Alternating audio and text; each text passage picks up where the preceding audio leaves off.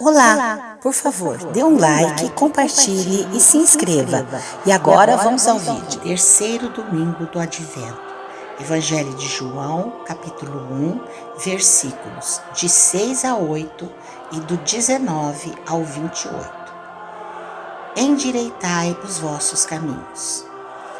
Na segunda leitura, Paulo, inspirado pelo Espírito de Deus, nos ensina como deve ser a verdadeira prática da fé, exercitando sempre um comportamento de cristão autêntico. Podemos estar sempre alegres, mesmo nas adversidades, rezar constantemente, pois a verdadeira alegria está ligada à oração. Agradecer a Deus por tudo, até mesmo pelo sofrimento, pois Ele nos purifica. E esse estado de espírito não se trata de uma falsa alegria como aquele que se embriaga para fugir dos problemas, muito menos de fingir estar alegre para demonstrar que não está em apuros. Também não significa a leviandade de quem tampa o sol com a peneira, ou seja, não admitir as dificuldades ignorando tudo que está errado. Isso é o cúmulo do absurdo. Só acontece nas cabeças daqueles que vivem de aparências, mas sim um estado de espírito de encarar a realidade como filho de um pai que pode tudo. É encarar os problemas inevitáveis com a confiança de quem espera tudo naquele que nos dá força. É nunca desanimar diante das dificuldades, as quais, como tudo nesta vida, elas também são passageiras. Por outro lado, não devemos e nem podemos ficar parados, esperando tudo cair do céu, mas correr atrás do prejuízo, confiando em Deus, rezando e buscando as soluções. Ou melhor, sintonizados em Deus para captar a sua voz que nos indica os caminhos onde estão as soluções para os nossos problemas existenciais. Ele sabe tudo, ele pode tudo. Mas ele não costuma nos dar o peixe, mas sim a vara para pescar. É só confiar e buscar, pois aquele que busca, acha. Pois Deus não nos desampara, não nos abandona. O Evangelho nos fala que João veio como testemunha, ele veio dar testemunho da luz. E quando foi interrogado, João fez questão de dizer que ele não era luz, mas a sua missão era preparar o caminho daquele que brilhava e brilhará por todos os séculos. Irmãos, não nos envaidecemos quando alguém nos considera santo, nos considera um iluminado ou uma iluminada, ou coisa desse tipo, porque a nossa luz não é nossa, não vem de nós, mas sim daquele que nos ilumina. A luz divina bate em nós e, como um espelho que reflete a luz do sol, nós refletimos a luz de Deus ao mundo, como fez João Batista. João Batista disse: Eu sou a voz que clama no deserto. Não fiquemos desanimados se às vezes parecer que estamos clamando no deserto. Se às vezes parecer que não tem ninguém nos escutando, porque na realidade tudo aquilo que pregamos, às vezes com grande esforço, seja por questão de saúde ou de dificuldades sociais e geográficas, sempre fica gravado no subconsciente das pessoas que nos ouvem. E um dia, pela graça de Deus, pode dar frutos.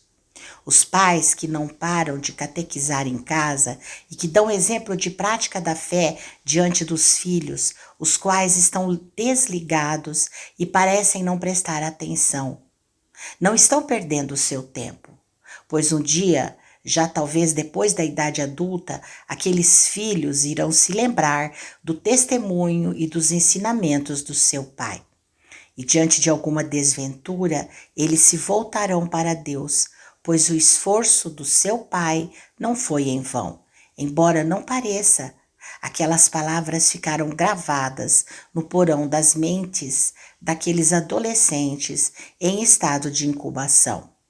Por isso, pais, não desanimem. Continuem semeando a palavra de Deus, por exemplo, pelo testemunho e pela explicação, e deixa que o autor da vida, aquele que cuida da germinação da semente lançada na terra, faça a sua parte. Deus não precisa de nós, porém, Ele nos deu a honra de participar do seu projeto de salvação. Assim, nós fazemos a nossa parte, evangelizando, enquanto ele fará a sua parte, providenciando os detalhes que conduzem à conversão. João Batista anunciava e denunciava. Ele anunciava a vinda do Filho de Deus, ao mesmo tempo que denunciava o abuso de poder, a arrogância e o egoísmo da elite judaica.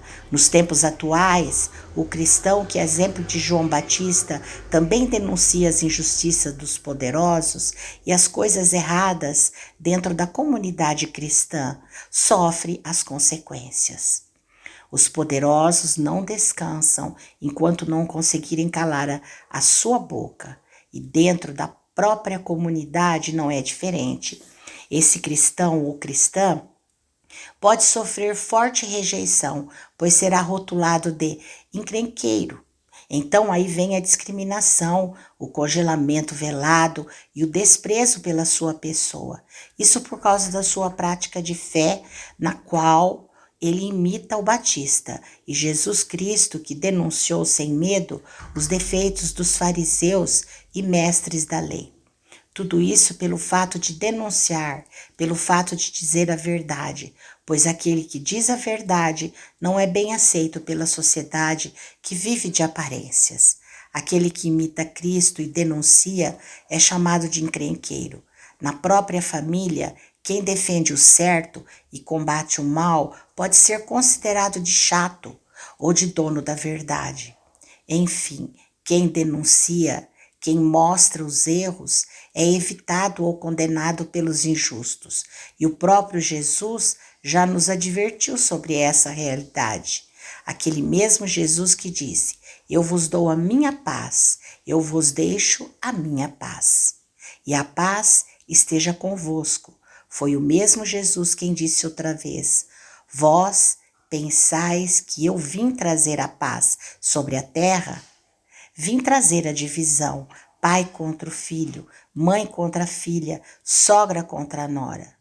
Caríssimos, as alegrias desse mundo são passageiras e somente as alegrias de Deus nos conduzem à felicidade sem fim, à felicidade eterna. Na nossa caminhada terrestre, ao lado da alegria está sempre presente a tristeza, mesmo para quem vive por Cristo e para Cristo. Os momentos de alegria podem ser alternados por tristeza, porém a verdadeira alegria é ter Jesus. E a tristeza é perdê-lo por meio do pecado. Desejamos a todos um santo, abençoado e alegre domingo.